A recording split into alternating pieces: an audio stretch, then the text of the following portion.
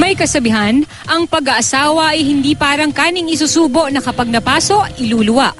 Kaya naman ngayong may anak na sila, mas lalong pinaninindigan ni na Ogie at Regine Velasquez Alcacid ang pangakong magsasama sa hirap at ginhawa. Ganun pa man, may mga issue pa ring hindi maiwasan. Gaano katotoong agrabyado raw si Mr. A pagdating sa pagpupuyat tuwing magugutom sa madaling araw si Baby Nate? Konsumido nga ba si Mrs. A dahil makalat daw ang kanyang baba? Nagiging issue nga ba kay Mr. A ang pagiging dominante ni Mrs. A? And finally, pursigido nga bang magpapayat si Songbird dahil si songwriter madalas mabaling ang atensyon sa ibang girls? Humanda na sa naiibang V-Day treat ng Showbiz Central, isang romantic and controversial interrogation under the lie detector test. Ogie and Regine, dito lang sa Don't Lie to Me Reloaded.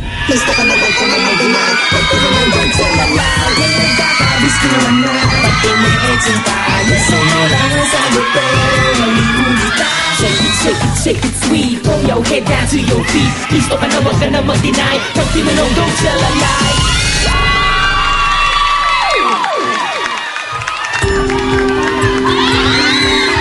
Oh, nag-flats ako tsaka nag-jeans ako para sa inyo. Sa ngalan ulit ni John Labus, ako po si Jeneline Mercado for Don't Lie to Me Reloaded.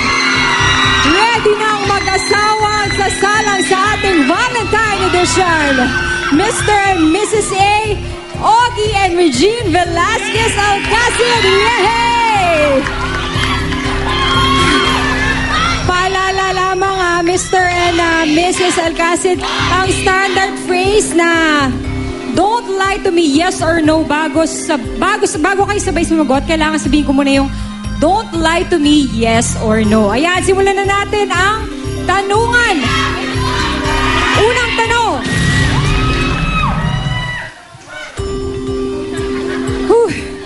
Gustong malaman ni Cherry Dumlao, nalod ng Truth Verifier Systems Inc. ang pagkakaalam na yun na under nga ba si Mr. A kay Mrs. A? Don't lie to me, yes or no? No. Yes. Ay! Diyos ko po! Teka lang, magkaiba ng sagot. At mukhang malakas ang tibok ng puso ni Mr. Ogie Alcacid. At si Ate Reg naman, relax na relax. Inspector, ano ba ang resulta?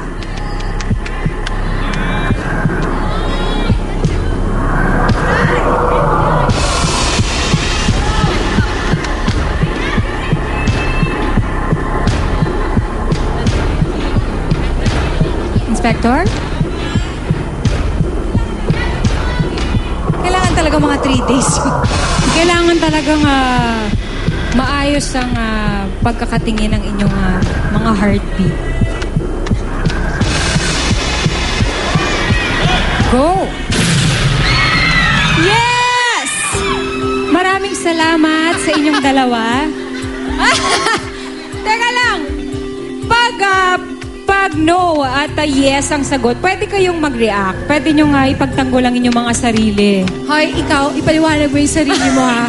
Baka gusto mong batuhin kita ng mic. Nag-aaway na. Teka lang. Ayan po ang paliwanag ko. Mr. Ogie, ano bang totoo? Pwede ka magpaliwanag. Umalas ka! Naku, patay. Ayan pa ang pangalawa kong paliwanag. Lagot! Jen, alam mo, lahat ng lalaki under sa asawa nila. Siyempre, kung ano ang gusto ng asawa, masusunod. Sino ba ang boss sa bahay? Siyempre, si Mrs. Dapat ganon. Under ka dapat. Ibig sabihin yan, love na love. Love na love. Love na love. Totoo nga. Eto pa. Eto naman, galing naman to sa Twitter. Merong mga ilang fans na nag-tweet ng mga tanong para sa inyong dalawa. Mr. Alcacid, makakagawa po ba kayo ng, ano to? Pagkakamali sa pag-ibig mo kay Miss Regine. Teka, ite-testing mo ba ako rito? Hindi. Sasagutin mo lang, Kuya Ogie. Hindi. So, sa pag-ibig? Yes. Ako, wala. Bakit natetense ka, no? Tinatanong ko. Huwag na Hindi Mais ka. Mais ka. Hindi magkakamali ako sa pag-ibig ko sa misis ko. Hindi. Antang ako naman nun. Ay. Ang Nako. bait-bait ng asawa ko. Ang ganda-ganda. Napaka-maalaga. Ang husay mag-alaga. Magaling na ina. Ano pa bang hahanapin mo? Di ba? Kung magkakamali man ako, eto Han, makinig ka. Kung magkakamali man ako, dahil sa sobrang pagmamahal ko sa'yo. Boom! Ang sarap naman nun. Ate Rich, ano bang masasabi mo doon? Napakasarap naman magmahal naman pala. Hindi, alam mo yung totoo, mabait talaga yung asawa ko. Tsaka, mapagbigay siya talaga sa akin. Kung ano yung... Kaya lang, truth yung under. Ba't kaya? Oo nga. Kung ano yung gusto ko, pinagbibigyan naman niya. Pero, sa akin, hindi under yung asawa ko kasi ikaw kaya nasusunod. Ano ko? Oh, ikaw Kasi daw ano nasusunod, ako submissive kuya. ako Submissive ako. I support him. Ano pala? Kuya Ogie, okay na ba yun? Oo, kung ano sabihin niya, dun pa rin ako. Yes. Si Ate Red siyang boss. Okay, ito na ang susunod na katanungan. Abala ka daw, Miss Red, sa pag-yoga at paglulus ng iyong weight. Ang dahilan daw nito kung bakit ka nagda-diet at nag-yoga, dahil ito daw si Mr. Ogie Alcacid, medyo na mabilis mabighani at nati-threat ka daw sa mga girls. Ha? Totoo ba ito? Don't lie to me. Yes or no? Yes. No, ha? Ay, ano ba yan? Grabe naman yan. Ano yan? Bakit yes? Teka, relax. Relax. Ay, tumataas ang heart rate mo. Pulso. Ay, baka mag-lie tayo dyan. Breathe normally. I'm thinking of the beach. Yes. Minom ako ng malamig na tubig. At nasa Relax. kalangitan ako.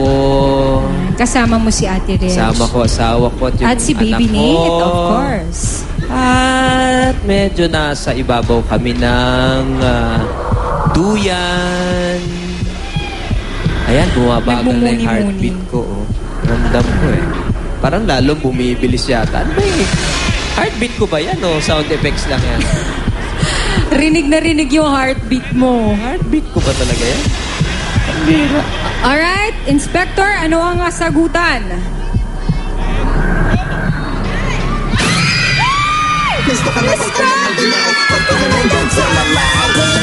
Kabiskuhan na pag tumiexin tayo Sumalawan sa'yo pero nalihuli ka Shake it, shake it, shake it sweet Throw your head down to your feet Listo ka na, wag ka na mag-deny Pag tinanong, don't tell a lie Wag nang magmaang-maangan pa Tumiexin ka Dahil nakalay detector ka Huling-huli ka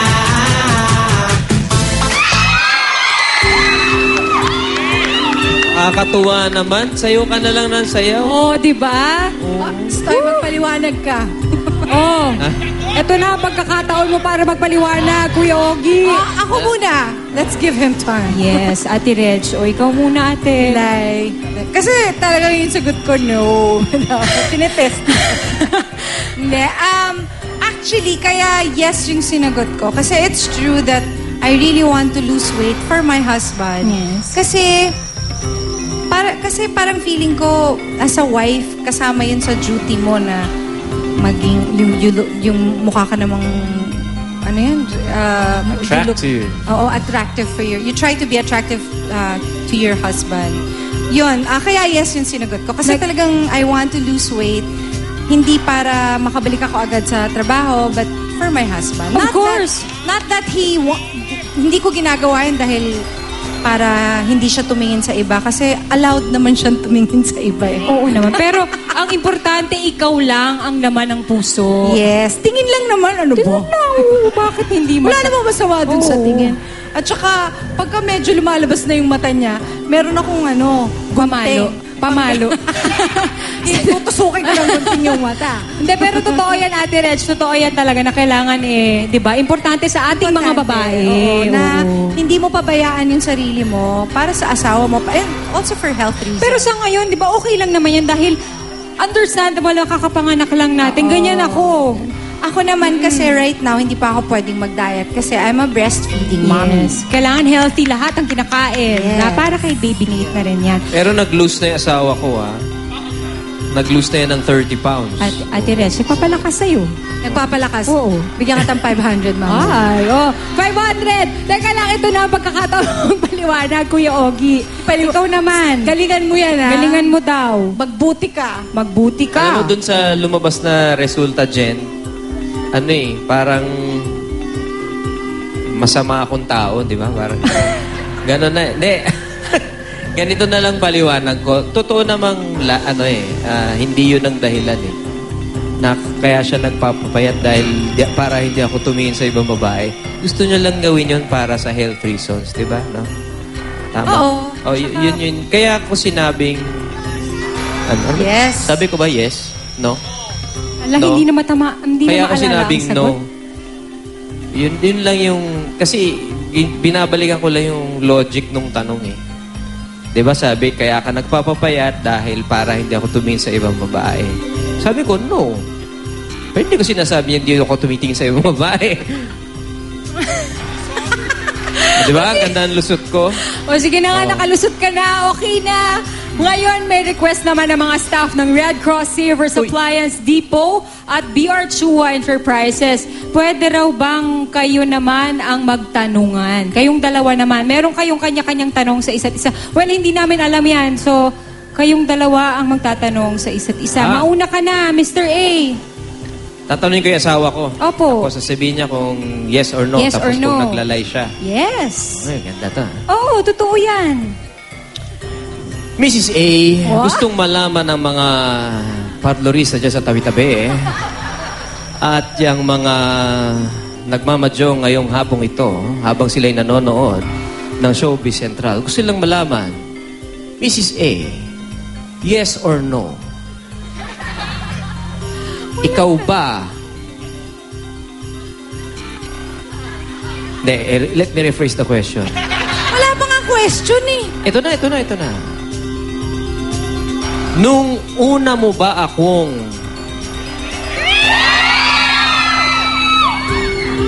nakita nung tayo'y kabataan pa? Kabataan. May kabataan pa. Yan. Pagbalagay na nating mga 20 plus years ago, ay may pagtingin ka na sa akin. Ang ganda Ayan, ng gusto kong napakaganda malaman. ng tanong mo, Kuya Ogie. Di ba? Ay. Hindi nyo kaya love it. tanungin yan. Oo. Yes or no, don't lie to me. But wait. Ay. Wait. Hindi pa pwede. Pwede na pala. No.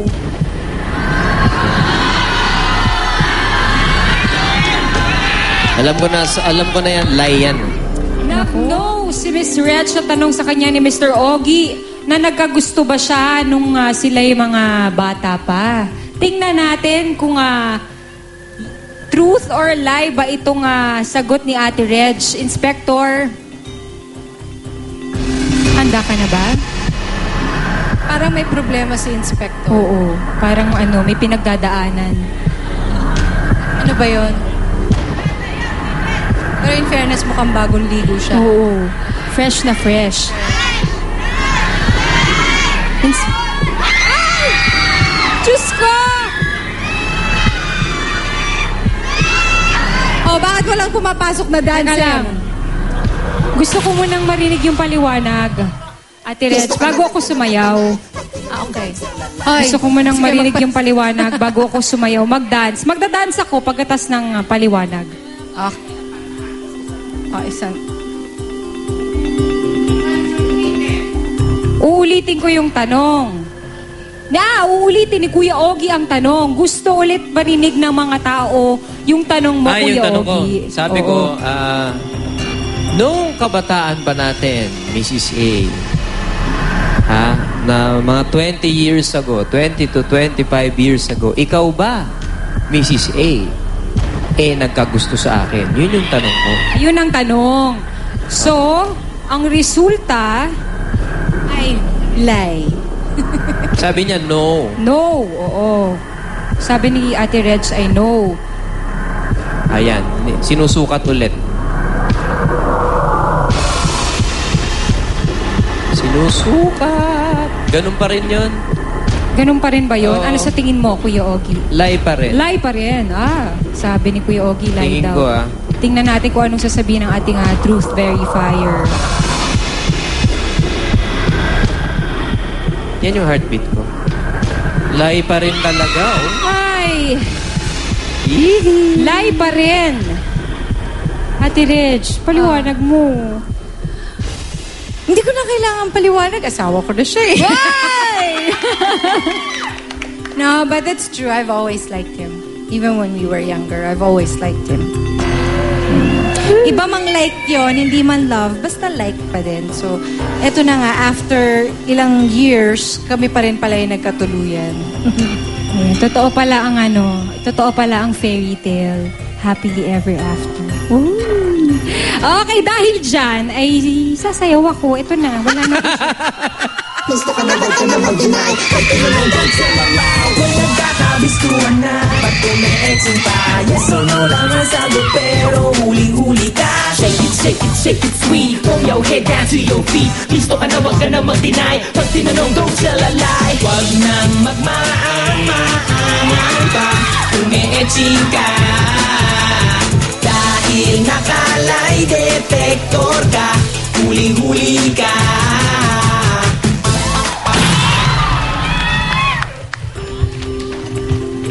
Ako na. Nakakapagod pala tong trabaho ni Sweet.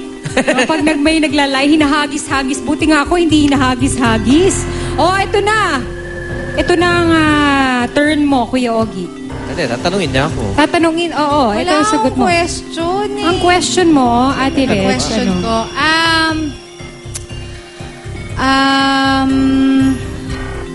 sa tingin mo, panghabang buhay na ba tayo?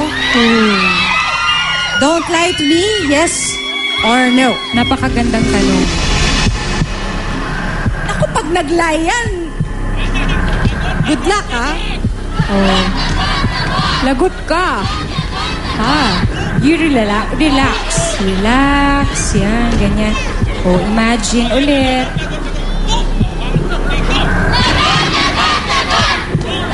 Inspector, ano ang resulta? Wala pa. Sumagot Hindi pa na ba siya? sumasagot. Hindi pa naman siya sumasagot. Ay, hindi ka pa pala sumasagot. Oo, sasagot na ako? Nakalimutan ko. Dapat pala sumagot ka muna, Kuya Ogie. Sasagot ako. Sa tanong niya na kung forever na ito, oo. Yun. Walang kakurap-kurap, relax, Ogie, relax. Gusto ko yan. Relax naman to si Kuya nakatulog. Nakatulog sa sobrang relax. Inspector, ano ang resulta? Yay! Ay, Very kinabahan ako good. to. Very good. Ang galing mo. Totoo naman yun. Ay, syempre. Oo naman. Totoo. Kahit pa mag-lie yan, Totoo pa rin. totoo pa rin. Oo. Ibig sabihin talagang ninenervyos ka lang. Alam mo, oo. Nakaka-nervous naman talaga. Oo. Alam mo, Jen, totoo yung sinabi ko kanina. Ang asawa ko ay ibang klase. She's really a special woman. You know? I am very blessed to have someone like her in my life. Yay! I Yan. love it. Yes. Totoo yan. Totoo yan. Kinikilig naman ako At, dyan. Iba yan. You're the one, baby. Yes. Isang I love you nga dyan. I love. And I love you. Ha? Kita mo yung pagkakasabi ko. Oo naman. Naramdaman ko naman, Kuya Ogie. Teka lang, merong isa pang nagtatanong sa inyo. meron na itatanong ba? Oo, pero hindi naman na kailangan ng lie detector test. Payag ba kayo na mag-artista si Nate? O kahit yung commercial, ganyan, tatanggap ng endorsements, ganyan.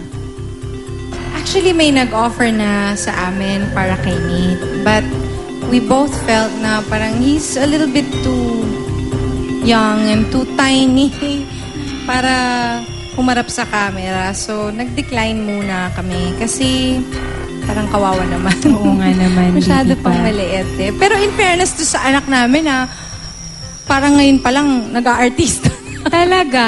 Maarte. Ano nang mga nakikita niyong development sa bata? Ngayon, ang daldal na niya. Matandang na siya? Ang daldal, ang daming mga sinasabing hindi ko naiintindihan. Kumakanta siya, Ate Rich. Sometimes he tries na nag-imitate ng sound. Kung nagkataon na may tono yung sound mo, i-imitate niya yun. Ang cute. Yun. Nako, Sobrang Jen, cute. sa concert namin, abangan ninyo yung anak ko. Meron siyang gagawing May hindi ko song alam kung number. magagawa na ibang Ah. bata. Hindi ako nagbibiro Totoo to. Talaga? Actually, dapat surprise yun. Pero hindi ko na lang sasabihin kung anong gagawin niya. Interesting. Yes. Nako, ito pa. Ito naman galing to sa Twitter, galing kay Jen Malapaya. Uy, kilala ko yan. Nagtutweet sa akin yan Nagtitweet sa'yo yan? Nandito yata. I think nandito siya ngayon, nagtitweet siya. Kailan po ba babalik si Songbird sa showbiz? As in full-time? Kagaya ng like kong sinasabi, siguro alagaan ko muna si Nate. Tapos hinihintay ko din na medyo mag-lose ako ng konti pang weight para naman, kasi sa totoo lang parang nakaka-depress na sumabag ako agad sa trabaho tapos puro pintas lang yung makukuha ko. And we all know na yun ang reality ng industriya natin. So, as much as I would love to be back working, ayoko na muna kasi